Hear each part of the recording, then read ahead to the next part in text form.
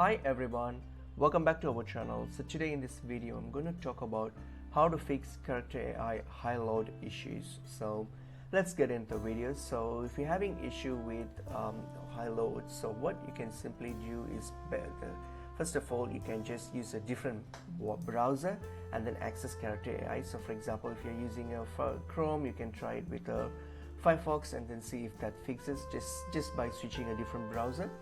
Or else what you can do, so if you can try to clear some settings. So if you are having still issues, so if for example if you're using Chrome, then go to your Chrome settings here.